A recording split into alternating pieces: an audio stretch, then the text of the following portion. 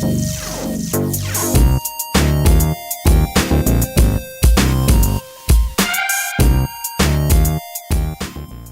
good morning. It is another tour of America's Dairyland. Today's footage is from East Troy, Wisconsin. So this is a neat course in theory. It's got fun turns and pretty technical. Let's see, there's 1, 2, we'll count them as we go, I guess. We'll have plenty of time. Yeah, it's a neat course. So the field today was about the same as yesterday, 57, 62, somewhere in there. I think we had 54 finishers, if I'm not mistaken, something along those lines. So it was a good, safe race. I don't think there were any crashes that I was aware of.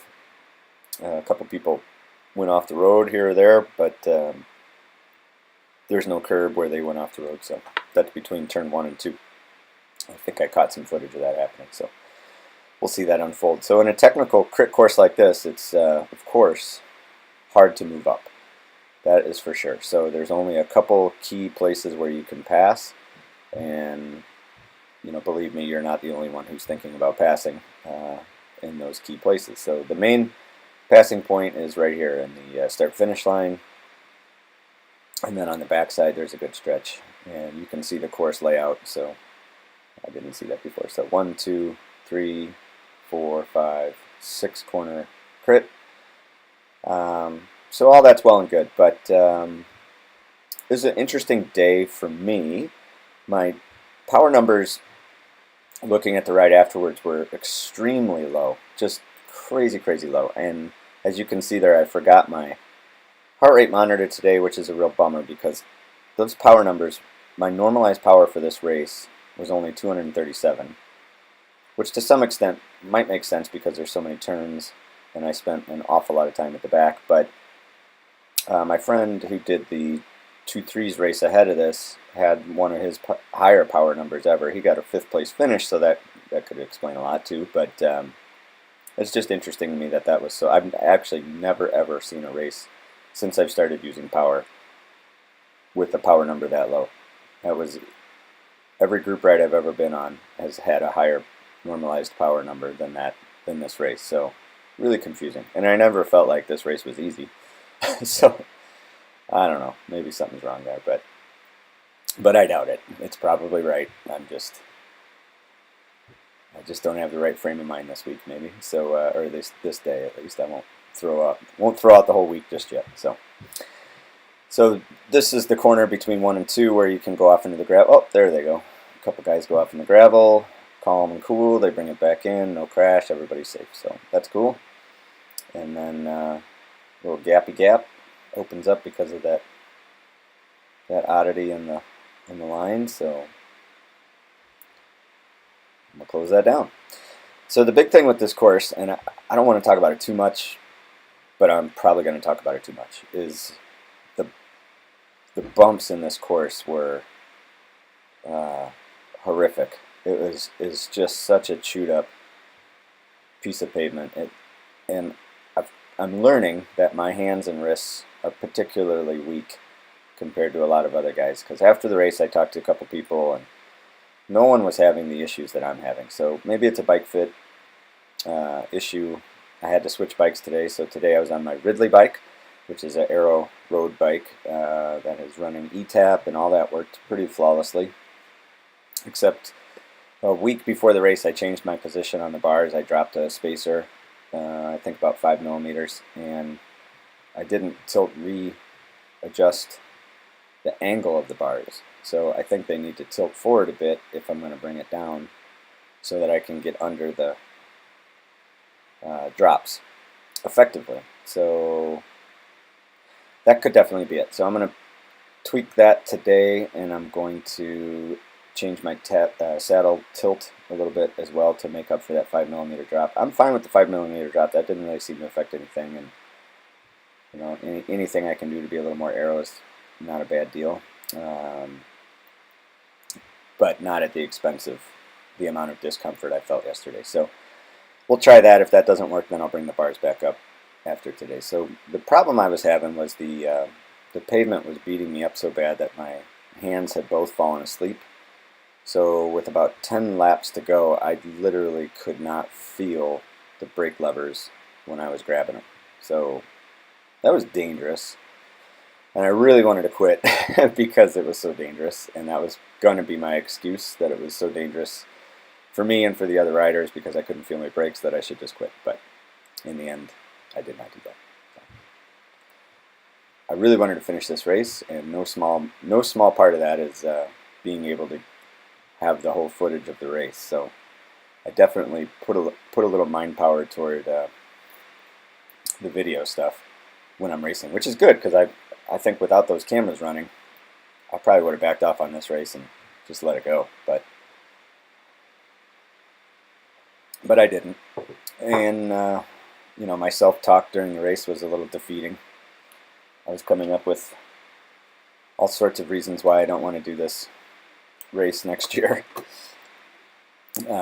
So we'll see how it goes after I get a few months of recovery. Maybe I won't be so upset. So, but it was a beautiful day for racing. It was 83, 84 degrees, not terribly humid, and not terribly windy. So it was hot though. I don't know if it's the asphalt or whatever, but it seemed hotter than the 84 would indicate, and maybe that's just the Wisconsin coming out of me. But yeah, I don't know.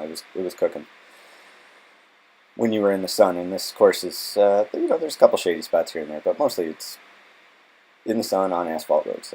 So be it. But my friend, teammate who I raced with, Johnny, he really struggled with the heat. He was in a bad way after the race for a little while. Took him about 20 minutes to feel human again, I think. So he suffered from that, and I suffered from hands. I didn't have a problem with the heat, but boy, my hands were just cooked. My wrists hurt. Everything just hurt. So the last thing on my mind was trying to be super competitive in this race. So it took me probably 6, 7, 8 laps to get the hang of crit racing again. And, you know, part of that is just not racing enough. And I say that every year, and every year I guess I don't do enough to fix that problem. But racing makes you a better racer. There's just no way around it. And the guys that are winning these races or competing or dictating the pace are guys that are racing probably 4 times as much as I do in a year. And I feel like I race and ride quite a bit, but I mean, I follow them on Strava and Facebook, and I know where they're traveling to and things like that. So they're just doing a lot more racing than me. So they're much more comfortable with a broken up pavement course, I guess, and they know their bodies inside and out. They know their prep. There's a lot less question marks. So if you don't race a lot, you just get a lot of question marks. So you're not sure. Should I eat this? Should I drink this? What if I have caffeine before the race? Is that, you know, like, they've worked all that out because they race so often. I think I could be wrong, but maybe I'll ask one of them today. Yeah. So the riding overall in this race was great. I don't think anybody was particularly sketchy, at least back where I was hanging out most of the day in the back. Didn't have any close calls. It's, again, I said this in the other video, but Masters racing, it's the silver lining to getting a couple years on you. So that's for sure. It's much safer, and it's not easier. That's for sure. So these guys are hammering. Don't be fooled by that. There's plenty of speed in these legs. So I think I got the rear view camera fairly well orchestrated. No, I guess it was a little off, but close enough for government work on that one. So the GoPro on the back did not have a full charge on it, so it dies about 3/4 of the way through the race, and that's okay. I don't feel like anything interesting happened behind me other than 2 or 3 people that were behind me all day long. We'll probably get a good view of the pace car behind the field at some point here, because I know I was dead last more than once. So it's interesting. There's a couple guys, you know, and anytime you do a race like this, especially with a field size like this, you just sort of get a crew, depending on where you spend most of your time. You sort of get a crew that you get familiar with, toward the back of the race. So this gentleman ahead of me here in this black and yellow kit is with him quite a bit of the day. There's another guy in a Trek outfit that I spent an awful lot of time with. And I can't say I was a huge fan of the way that the Trek guy handles corners. Not that he's dangerous or anything, he just backs off a lot, so it creates a little bit of a gap every single time. He just would not pedal through corners. So that was frustrating because I just wanted to get around him. And then it seems like every time I got around him, he got back in front of me. So it was kind of a cat and mouse all day long. But, you know, those are things that affect you as a rider, is how other people are taking turns. If they're leaving a gap every time, they may have the fitness to close that up every single time, or they may be used to that type of effort.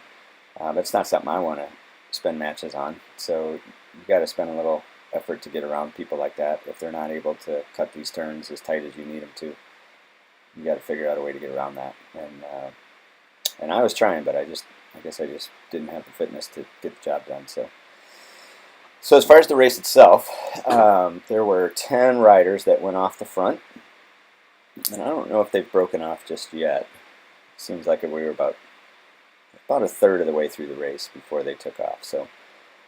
And it was the usual suspects, that's for sure. So pretty much all the top 10 finishers yesterday figured out how to get off the field today and stuck it. So they ended up lapping us, lapping the field, and then they came back. They thought about continuing on past us again, but I believe they scuttled that plan as a group, as much as you can scuttle a plan as a group of 10 people, and just joined us for the group sprint. And, you know, I'm not sure who was who in that situation, so I'm not sure who that benefited or who that hurt. But when they, it's interesting when they catch us later, they rifle through the field like a hot knife through butter, man. It was just nothing for them to get right back to the front where they wanted to be. So there's definitely a different caliber of racer in the Masters 1, 2, 3 category. There's the ones, some of the twos, and then there's twos like me that are hanging on, and apparently threes. I don't know, or maybe there's some super strong threes too, who knows. But there's definitely a schism, if you will, in the field of those who can and those who wish. So this course is so bumpy, you saw my glove go in front there. What I was trying to do is make sure my Garmin was attached correctly. Now, I've driven down the highway. I actually did it after this race. I left the Garmin on the bike by accident, but, you know, 2 hours on the highway with the Garmin and the mount, no problem. Not ideal, but no problem. But this course was somehow figuring out a way to jar it around a little bit. So, oh man, yeah, it was just bumpy. So there was a couple major ones. Like right after the start-finish line, there was a really big pothole, and I managed to hit that plenty of times. And you know, when your hands fall asleep like that, it gets a little dangerous. Not only for the braking, which it certainly was for the braking, but also just your grip on the bars when you get jarred from some of these holes. It really messes with your mind. So that seems to be a theme with me, and I'm learning from these videos that bumpy courses. I guess I'm just much more sensitive to a bumpy course than what other people are. So I don't really know how to fix that. Yeah, so I guess I just have weak hands. I don't know. That's not good. This happens when I mountain bike too. It's usually the first 20 minutes of mountain biking, no problem. The next 40 minutes, my hands are just killing me, and then usually they come around and they're not so bad. So I don't know. Weak hands. Broke my wrist a few times in my life, so maybe that's it. Broke my left one twice and my right one once.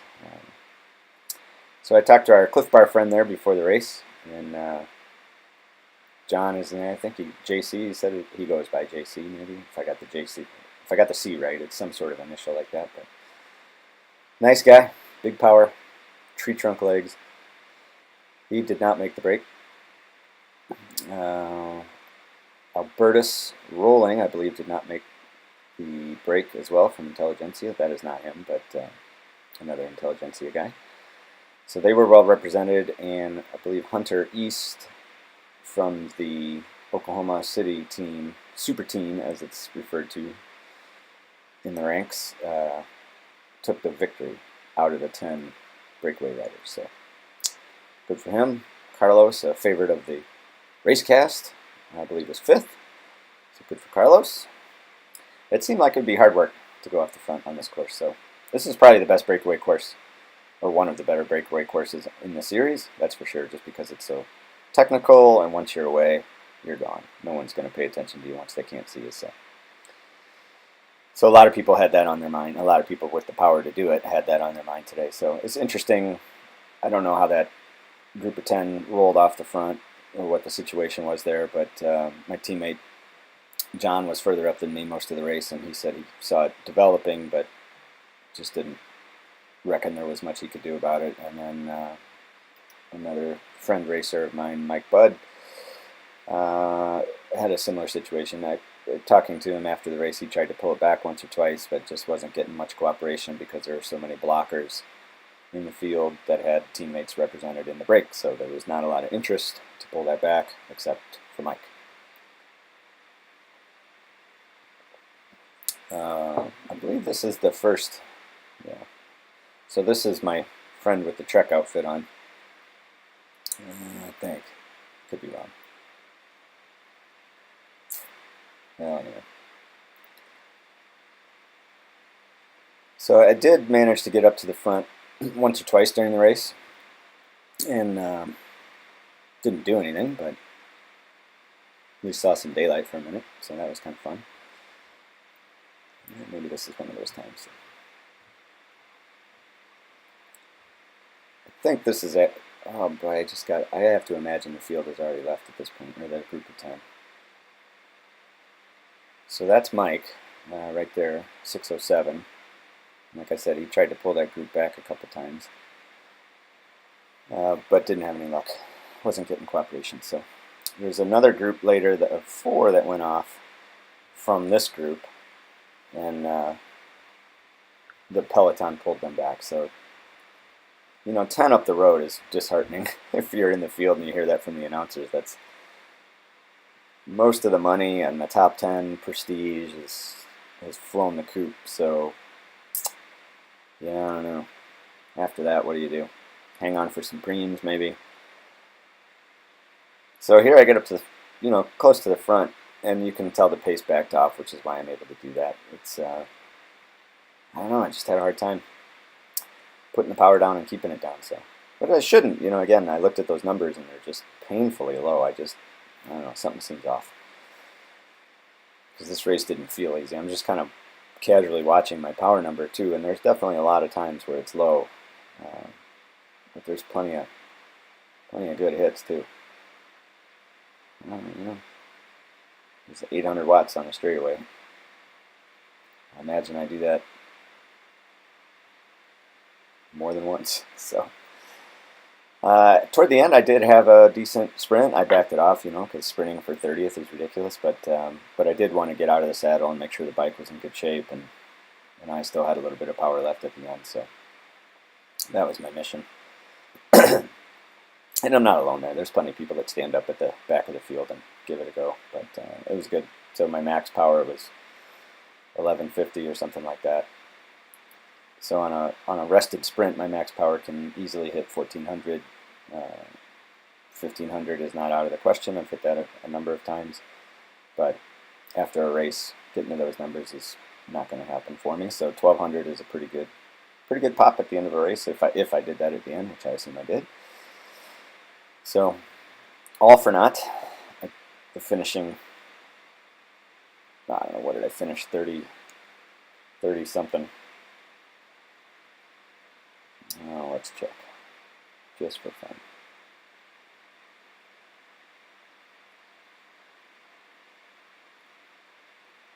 '40th, right on the dot. So, yeah, not very impressive, is it?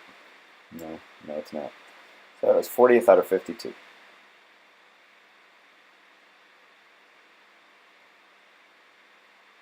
That's crazy.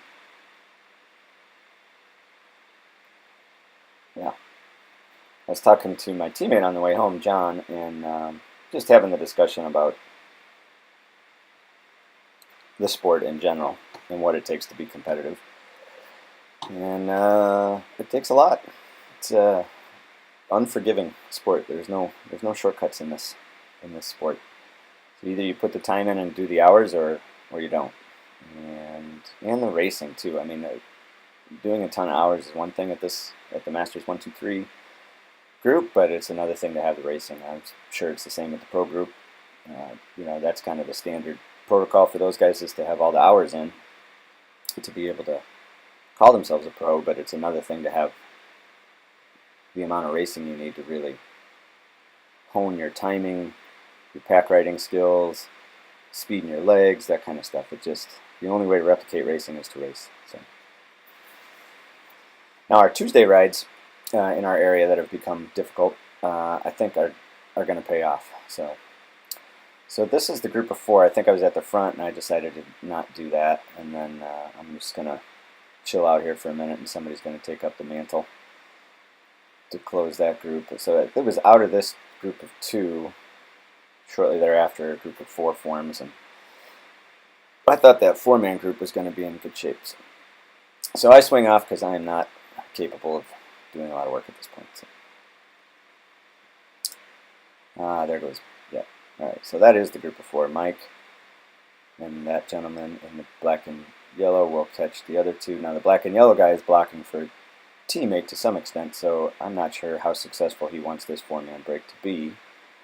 Although, and if it were me, I feel like there's plenty of room to run.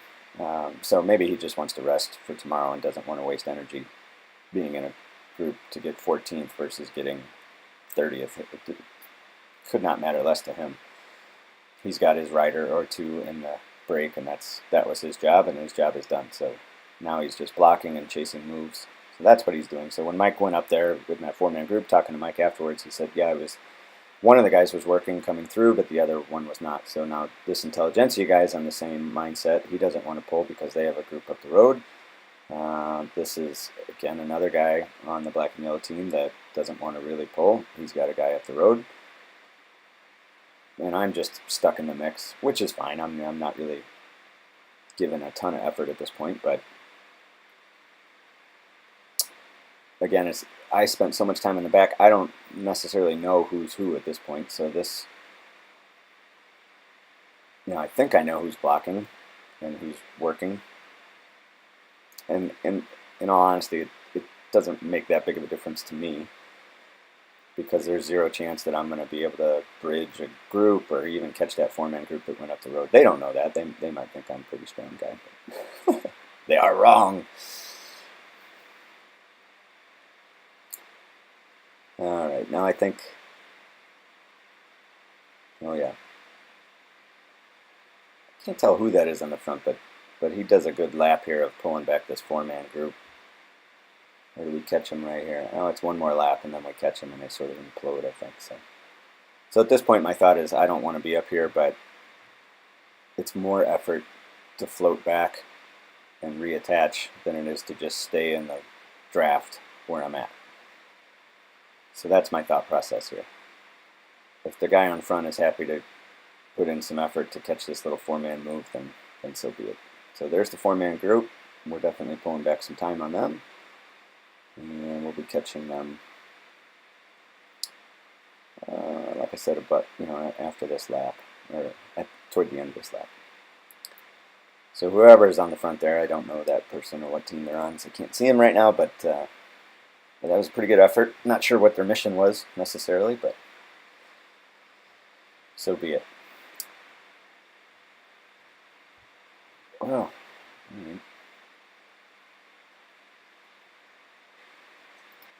all right, and there's the 4-man again. We're going to be grabbing them up pretty quick. So I thought we had maybe, because we were putting out a lot of effort, I thought maybe we had a little bit of space there. But you can see in the rear view, if I have it lined up right, which I'm never sure if I do, yeah, we don't have any space, but a couple foot, a couple feet, that's about it. But the group's definitely strung out, so this person on the front is putting in quite a dig. And should be getting that 4-man group. Right? There's a whole nother lap. Boy, that guy's still on the front, though. Now, I'm not sure his strategy of burning this large of a match in order to pull back this group. So he could have a guy in the break. I don't know the answer to that. It's the only thing I could imagine, that he'd want to bring that back to make sure that no one else joins the break. So at this point, we didn't know how far or at least I didn't know how far ahead the 10-man group was. I certainly knew, just because I had a good feeling he was in that group, that we would be lapped. But I don't know how far they into the process, so I can only imagine that this guy doing the pulling has a teammate in the 10-man break and wants to pull this group back because he just doesn't know how far ahead the 10-man group is and doesn't want to risk the 4-man group being able to join them. So an incredible effort from that person. I believe that was the Avant team, and the 4-man group is back in check. So I thought that one had a really good shot. Oh, that wasn't Avant. I missed who it was. So. Whoever that was, strong ride, my friend, strong ride. And this is the guy I thought crashed yesterday with that thing on his ankle, but he had it on at the start, so not sure what it is still, but it was not due to a crash yesterday. Good to know. I did see a couple of riders with ice bags in their back. And so the theory there is that you'll put it in like a piece of pantyhose or a polypropylene sock or something like that. You fill it with ice, and then it melts throughout the race to keep your core temperature down. And this was it was a warm day, and it wouldn't hurt to do something like that, I imagine. But I don't know. I've never tried it. I should probably try it and just see how I like that. Not sure. It was developed for the Pro Tour. I believe I want to say it was Alan Lim from Scratch Labs that came up with that theory the first time. And pretty ingenious to put it in some pantyhose, because then the pantyhose, by the time it melts, the pantyhose weighs nothing. You don't even feel it on your back. And the ice has been delivered. So I imagine it takes, I don't know, maybe the first quarter of the race. You've got the ice dripping across your back, which could be a nice feeling. I should probably try it. Maybe I'll try it today. I need a better cooler, I feel like. So, who knows? So I tended to stick to the inside of these turns, which probably cost me some watts. So, cornering wise, if you can be on the outside of a corner, you're going to expel less energy through the corner because you can carry more speed. So in theory, being on the outside of that is a better place to be, although you do run a little bit more risk of getting run off into the gravel. So there's my teammate, Johnny, in the middle of those 3 riders there, squirting past me. So. And again, he suffered from some heat, so in the last couple laps he was just having a hard time hanging on. But we were there racing. Beat sitting on the couch, that's for sure. Sure, a lot of intelligence, you riders. Goodness gracious.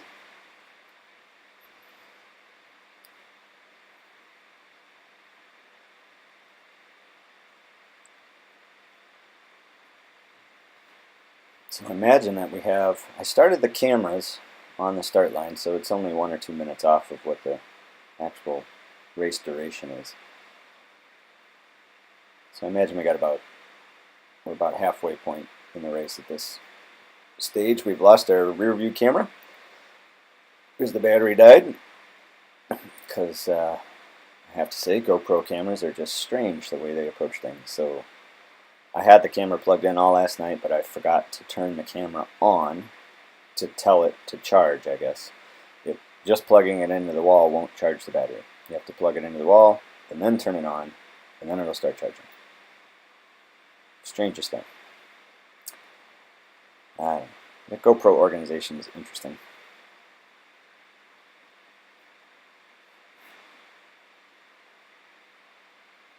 I'm very happy with the Garmin Verb camera, which is what you're watching now. Yeah, so GoPro just has not figured out how to get the overlay stuff figured out in a effective method. You can add it, you can hack it together, which is fine, but it's a pain in the butt. And one more thing you got to do, and then to me, one of the biggest frustrations that I mentioned in another one is the 25-minute files. I just, for the life of me, I'm sure there's a perfectly reasonable explanation for why they do that, but golly, is it frustrating as a user of the product. So these files are quite large, and moving them around takes quite a bit of time. So in my best case scenario, I could get this all done after the race. So after the race, I immediately plug it into my laptop, download the footage, put the Garmin footage into Verb, get the overlay, and then I have to export it out of Verb onto my desktop to eventually get it into iMovie. I have not yet figured out a way to go straight from Verb to iMovie. I don't know that it matters much, but they're just very cumbersome. And then uploading it to YouTube takes an extraordinary amount of time as well. So they end up being somewhere around 9 to 13 gigabytes, depending on how much data I have in here. So it's a strain on my computer, that's for sure, and the amount of data is something I struggle with and how to manage. So I delete a lot of the videos once I upload them, which is fine. I'm not emotionally attached to these things, but golly, it just takes a lot of moving stuff around to get it to work right. And then there's a way to, theoretically, to dump from iMovie straight to YouTube, but that has never worked once for me, so I don't do that. So I go into iMovie, do a quick edit, do the voiceover, of course, and then export it onto my external hard drive, and then the external hard drive goes to YouTube. And that takes a long time.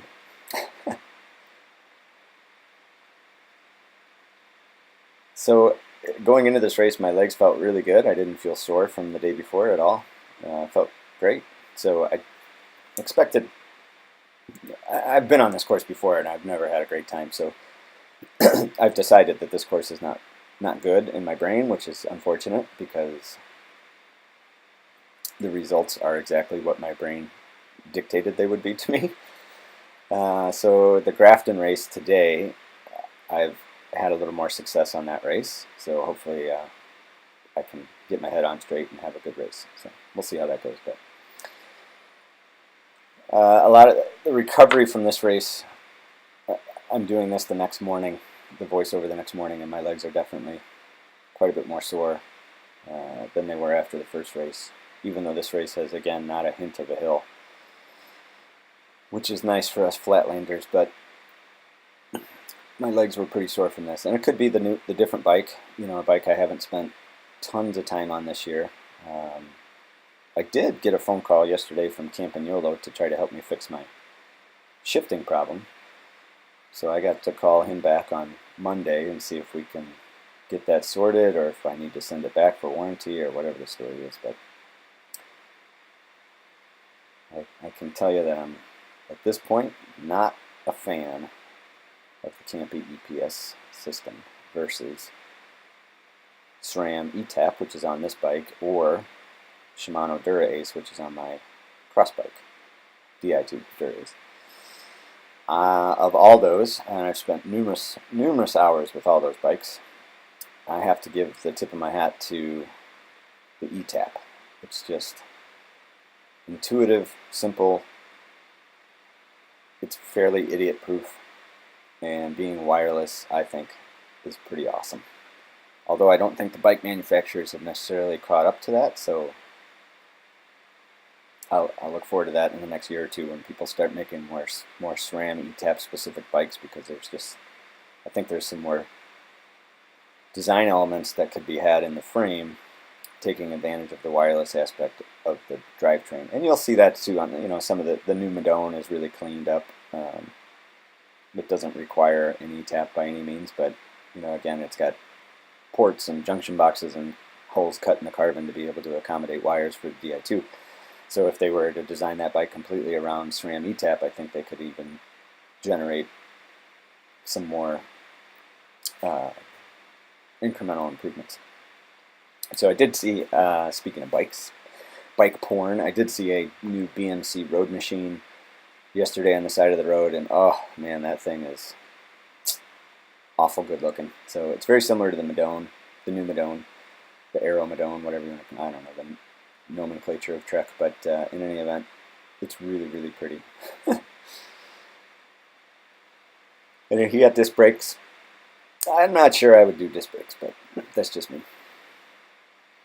It just creates more of a problem with wheels than anything else at this stage, so I don't know. I don't feel it's necessary where we live, but maybe my numb hands yesterday, if I had disc brakes, it wouldn't have had to work so hard. Who knows?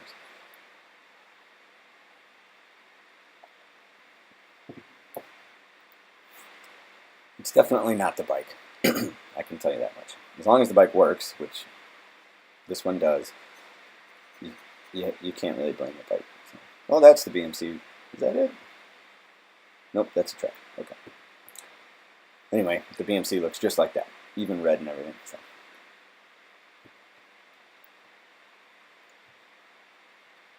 So on the way home, my hands hurt. And it was almost like nerve damage. Like my grip was weak yesterday. It seems like it's in reasonably good shape today. So we'll see. I have a feeling that's going to start up again today. Let's see, Grafton. I'm trying to think how rough that course is. I think Grafton's actually really smooth, so shouldn't have too many issues with that. It's a fun course, and there's a lot of people making a day of it in Grafton. East Troy, they had a little festival on the square there in downtown, so there were some people in the square, but it was pretty quiet. Friday, hard to say. But Grafton on a Saturday, there's definitely a lot of people having fun, so I look forward to that race. And then Sunday is Waukesha, where I had my infamous crash with the pedestrian. If you don't know what I'm talking about, take a look at my channel, and you'll see a video called Waukesha Pedestrian Crash or something to that effect. And it's a pretty delightful piece of footage that I have there. So there you go.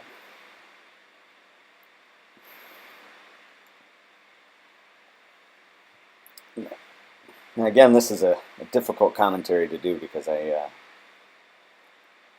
spent a lot of time hanging on for dear life in this race. So we're pretty strung out, even though there's that group of 10 up the road.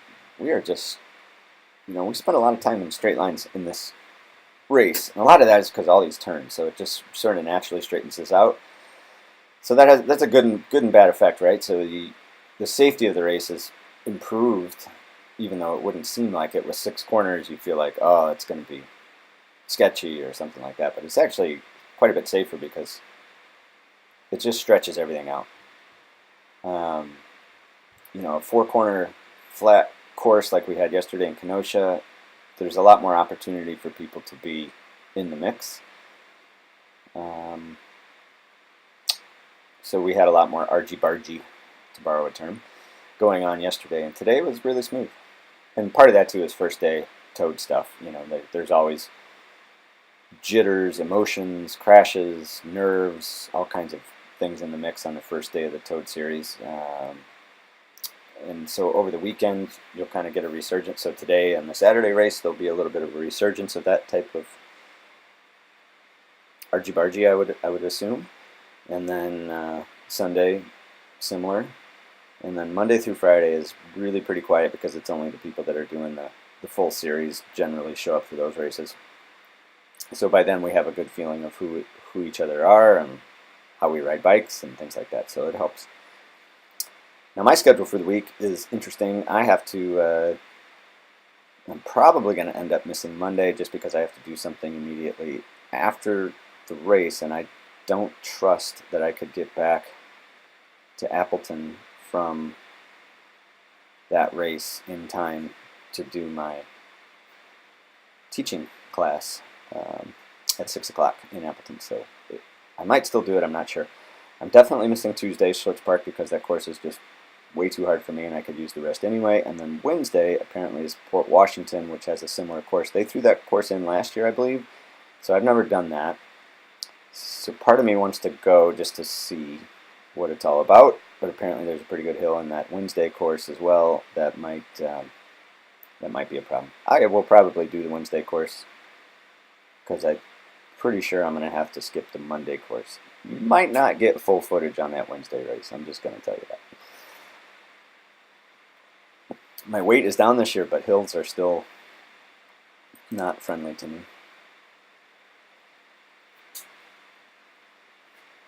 So, thinking about the hours that these guys are putting in, there's a chart from cyclingtips.com. If you Google the phrase, just how good are these guys, you'll see a power to weight ratio chart that lays out based on what type of power you can do for 5 seconds, 20 seconds, 5 minute, and 20 minute, and then figure out your weight, and you get a power to weight ratio for each of those metrics, and it tells you about where you would rank based on that power to weight ratio, and it is uncannily accurate. So my 5-second numbers, my short effort numbers are really good, and I'm pretty much a Cat 2, which is what I am. For sprinting, but my 20-minute number and such for my weight has me as a Cat 3. So if you see my results, I'm kind of bordering between a 3 and a 2, right? Well, that's exactly what that chart says, so why do you even go out and race? So it's an interesting thing to look at. It gives you a lot of perspective on how good the pros are compared to where you're sitting, and it's a vastly different scenario. So every time I run into a pro or someone who's significantly better than me, I'll always ask them this one question: how many hours a week do you train? And that number is usually very indicative of their performance. So I train somewhere between 10 to 12 hours a week, typically.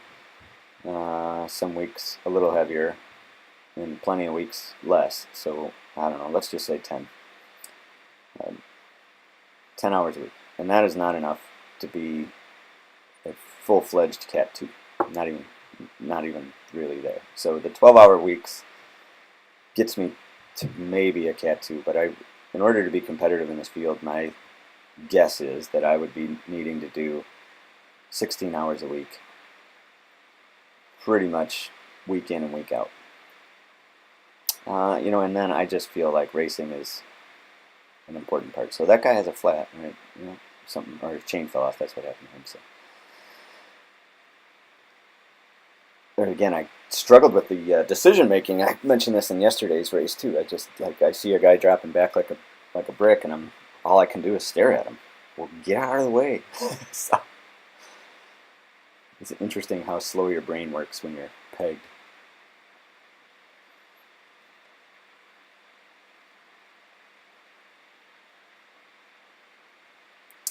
Yeah. So the brain, that's that's another thing to consider when you're doing this racing stuff, is visualizing where you want to finish and how you're gonna lay out this race ahead of time. I think it's very important, and I know that I'm not alone in that. The psychology of sports is a growing field, and I think has tons and tons of room for more growth. So there's a lot more human performance available even from somebody at my level. If I had the right mindset, I think I could do a lot more things. So, for example, another teammate of mine, John Lester, is going across the country right now in the Trans Am bike race, an unsupported unsupported race across the country, and he's averaging 240 miles per day. And he's about 2/3 of the way through, so he's just finishing up the plains, and he's knocking on the door of the Appalachians, which when you look at in comparison to the Rockies look like no big deal at all. But something tells me when you're out on the road riding up and down the Appalachians, your perspective changes dramatically. There's one particular climb that shows up on the topo that just looks like a wall. I mean, literally a wall. It's just straight up. But in any event, my point was the brain part of human performance. I can't wrap my head around how John is able to ride 240 miles per day in and day out. And I think he's on day 13 right now, and the record for the course of 4,200 miles is almost 18 days.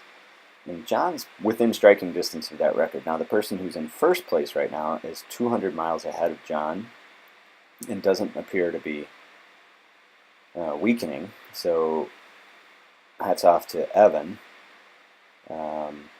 And John is sitting in a solid second place. And in third place, there's a girl, Janine, who's a monster, and she was in the Inspired to Ride documentary, which I watched last week. So just a fascinating little world of unsupported ultra-distance cycling subgenre. It's fascinating to me how you can wrap your head around that type of effort. I just can't. I literally cannot figure out how I could do that. If my life depended on riding 240 miles, I don't even know if I could do it in one day. Just once. I don't think I could do what he's doing day after day after day. I don't know how he does it. I really don't. Or there's plenty of other people doing it too. Well, plenty. There's 83 other nut jobs, I think, roughly still doing it. It started with 120, and I got knocked down to 100 pretty quick. And now they're somewhere in the 80s last time I checked. So.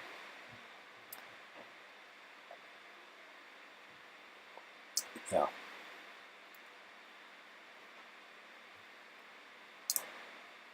No, don't know how that works. And I can't really say I even want to know how it works. I watched the documentary, and there was not one part of me that said, yeah, I want to do that. Not even one part. It'd be interesting to think about if I had watched that documentary without knowing that John was doing it at that time, and just seeing what my response would have been. But I can almost guarantee it would have been the same. But after watching John go through this to whatever extent I can watch, which is not much, but he tackles it with a smile on his face and seems to be unfazed by it. But goodness gracious, I don't know. I don't want any part of that thing.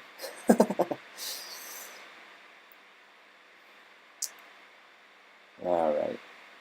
Well, they've definitely switched over to counting laps down. I'm not sure what that said, but they've switched over to laps. So we've got about 10 minutes left in the race, and it's taking us about a minute 10 to a minute 15 each lap to get through the course. So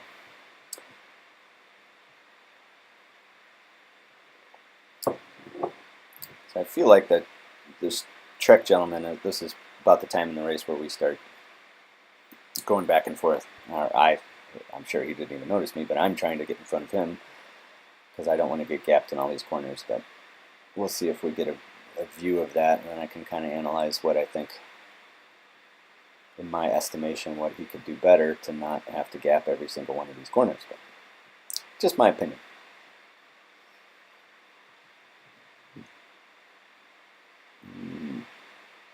So I'm referring to that baby blue bike that's two riders up. We'll see if we get on his wheel, which I feel like I spent plenty of time on his wheel. So you can sort of see him when we go through these turns. He's not pedaling through the turns. Everybody else is generally pedaling through the turns, and that's going to create a gap again and again and again. So, all right, now we're going to spend a little time behind our friend here. So he's approaching this turn narrow. He's got all the room in the world there. I would have gone wider, both in and out of that apex. There's another guy that went off the road and came back safely. And again, he's off the gas, back on the gas. So that apex turn not pedaling is costing him every single time we go through a turn. Which, because I'm on his wheel, it's costing me the same thing. So that's not awesome.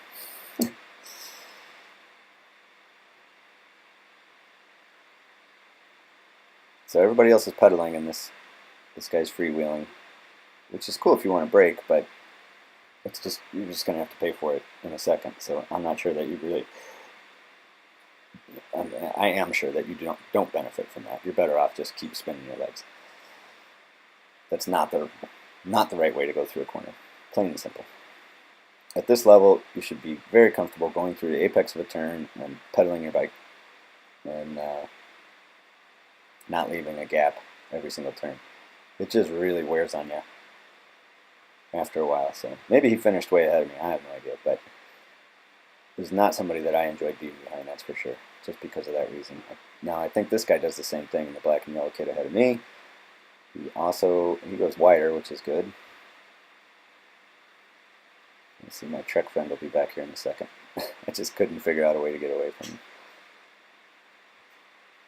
So that's friend racer Derek ahead of me there in the orange shoes. He has a plethora of children. I'm not sure how he's able to generate as much fitness as he is, but good for him. Guy loves racing. He's a happy person. I enjoy spending some time with Derek. So good guys you meet on the race circuit, you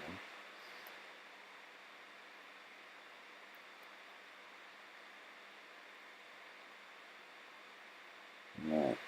Looks like we got about 8 minutes left. Now, as we're counting down these laps, you know, I'm seeing this group, and we're still strung out. And I'm thinking, at this point, I know what I'm thinking is my hands hurt so terribly much. I just want this to be over as soon as possible. So I really wanted to quit with like 10 laps to go, and then I thought, well, just make it to 7. Get to 7. I'll just make it to 5. And once you make it to 5, you're crazy to quit at 5. That's just nuts. So that's kind of my trick. It helps to be really bad at math, so you can trick yourself with numbers all the time. Especially useful when you're doing a 20-minute power test. You know, well, you're halfway to halfway, which is, you know, once you're halfway, then it's only another half of those to get to the whole. These are all the things I talk about when I do a 20-minute power test. It's pretty embarrassing. Math is not my strong suit, so I trick myself with math. It works every time. So, okay, I remember this part of the race, I wanted to try to take these corners wider so I could save a little energy, because now at this point I've clicked in my brain that I know I'm going to finish, and then I made a conscious effort to start taking these corners on the wide angle to try to carry more speed and use a little less effort. So that was smart. Well, sorry for the background noise. My wife is making her smoothie this morning. There you go. She's done. I don't know. I feel like that counter said 6 to go, but it's hard to say.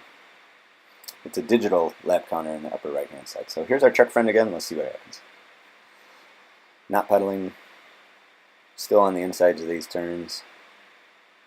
You know, it doesn't seem like much, but in every turn, if he's 2 or 3 feet off somebody, then they creep ahead every turn, another couple inches, another couple inches, another couple inches. And of course, like this with 6 turns, that inability to throw the bike into a turn definitely adds up. Now the guy in front of me is, you know, he's in the same boat.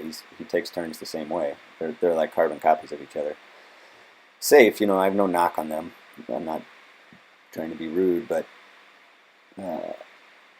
they're gracious and a pleasure to race with, for sure. But I think you can learn something here is my point. If you can watch how these two guys are turning and then try to compare that with how everybody else is a little more graceful going through this turn. See, he's up on the pedal.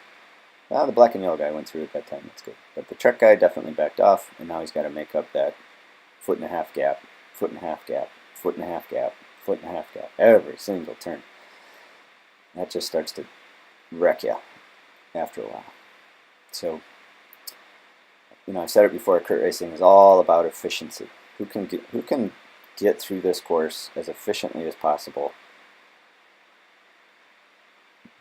And it's certainly, I shouldn't say it's all about efficiency. It's a lot about how fit you are and how powerful you are and things like that. But 2 riders, equally fit, equally powerful, obviously someone who's more efficient at racing is going to have a much more success. So if we all raced in a laboratory, the top 10 results would be very, very different. I guarantee that. I just guarantee it. there's guys in the back here that have way bigger motors or more fitness than the guys that took off on the front, but the guys that took off on the front will fearlessly throw their bike into a turn, not even think twice about it, and go elbow to elbow with people all day long. So it's one thing to have the fitness, it's another thing to have the bike handling skills and the desire to shut your brain off and get a little dangerous to try to get a result. So that's crit racing. So there's our friend Derek having a little bit of a moment.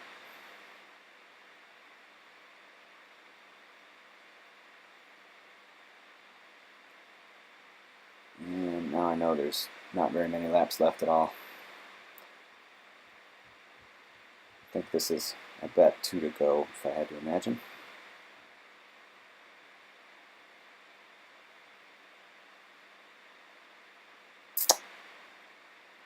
And we're so strung out by this point, there's not much I can do to get up in the mix to get a top 20.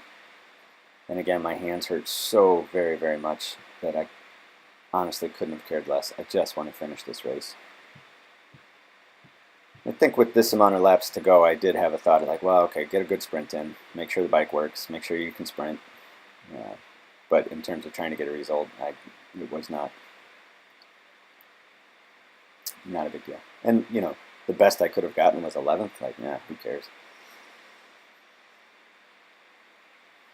And I say that like I had a choice in the matter. Believe me, I did not have a choice in the matter. So there's my friend Johnny. He's suffering from the heat. And he'll be off the back here. There's 2 to go. So 2 more laps. That time I could see it. So passing some lap traffic here. And it always feels good, you know, you pass somebody lap. I mean, it's unfortunate for them, but it's always feels like, oh, I'm not that bad. I'm hanging in there. Now, it's too bad that we lost the rear view camera because I can almost guarantee you I'm last wheel at this point. So here's our Trek friend, and I'm desperate to get ahead of him, so I don't want to deal with that. And here's our other slow turner guy. I feel like I made a little bit of a bid to get up, but I guess not. The footage states otherwise.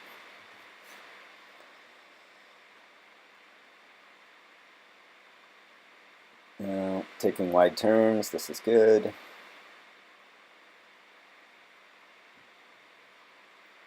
Now, I'm almost positive. In my head, I feel like, oh, all right, I'm moving up. This is good. And, you know, look at that field. I didn't move up at all. I think I picked off 3 riders in the last 3 turns. That's not going to do much for me. So I even had the benefit of this little mushrooming right here. Now that had to be 1 to go. So the field is definitely slowing down a little bit right here. So if I didn't have incredibly achy hands and tired legs, that would have been a good time to move up a little bit, but c'est la vie. Alright, this is the last lap. Almost positive. Yep, must be. So if you want to have a good finish in this race, this is really the turn where you need to make something happen. So you need to be top 5 guy going into this little loop-de-loop. And then after that, there's a straight and a turn and a straight. And if you're not top 5 going into that, you're not going to have a good result in this course. So I sprinted. You know, I gave a little effort there to get 1 guy. Yeah, right, big deal. So now this is going into the final finish, and I get up. Let's see what kind of power I. Yeah, 1150. So not bad. I'm going to back it right down just because it's ridiculous to sprint for 38th, right? So that's the race. We'll see what happens today in Grafton. Thanks for watching. If you can please like the video and subscribe or leave a comment, it really, really helps to get more people to be able to see crit racing. So a like, a comment, and a subscribe will help more people learn about crit racing. Thanks for watching, and I will look forward to being in touch with you soon. Have a killer day.